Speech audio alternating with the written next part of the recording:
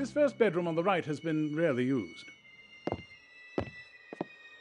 Ah, yes. Fine room, this. Do you really think?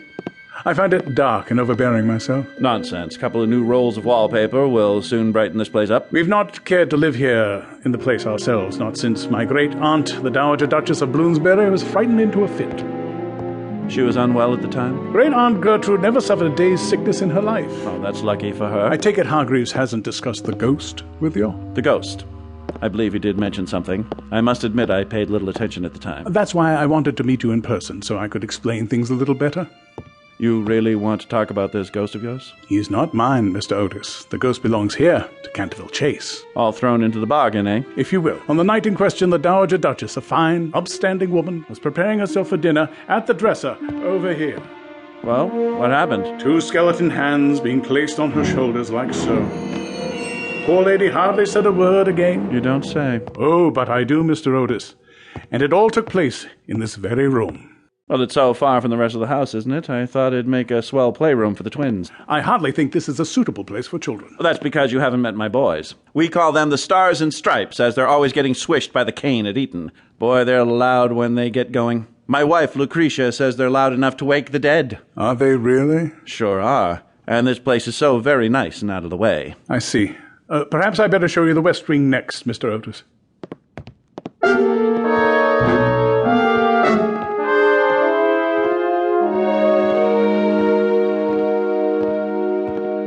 This is another room that's been hardly used of late. Oh, don't you worry there, your lordship. We'll soon liven up the place. I'm sure you will. However, I must strongly caution against using this room after dark. And just when exactly would you suggest using a bedroom?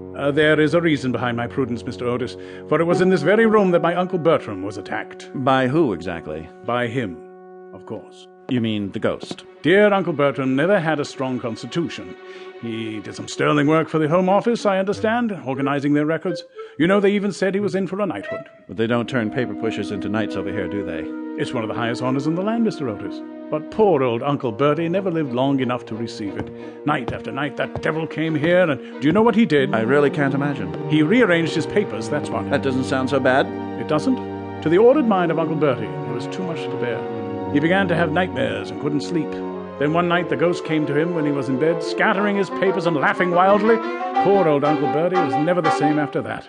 You know, this room would be just perfect for my daughter, Virginia. Do you think that, after what I just said? It faces west, doesn't it? I'm really not sure. Oh, she loves the sunset, and you know what girls can be like. No, I can't say that I do. My wife says that Virginia has more common sense than the rest of us put together. Really?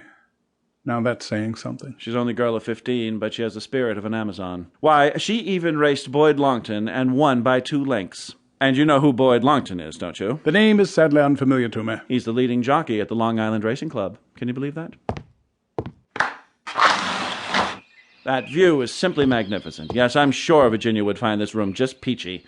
Say, is that a bowling green down there? Actually, it's the croquet lawn. My eldest, Washington P. Otis, loves his sports. Did you know he got himself qualified for the American Diplomacy Service by leading the German for 3 seasons at the Newport Casino? Leading the German, you say?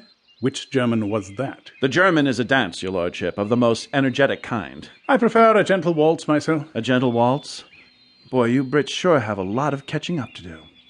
So what's next on the tour, Lord Canterville? The master bedroom is just around the corner. Shall we go there next? Yeah, sure, that's fine by me.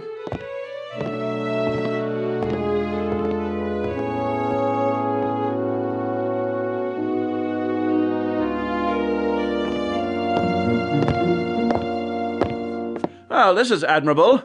Just look at all these antique fixtures and fittings. Say, look at this old bed over here. It looks mighty pretty, but I can't see my wife accepting this mattress. No, sir, Mrs. Otis has a magnificent constitution and a wonderful spirit of adventure, but she'll draw a line here. Do you realize that bed has not been slept in for over 100 years? Oh, yes, I can see why.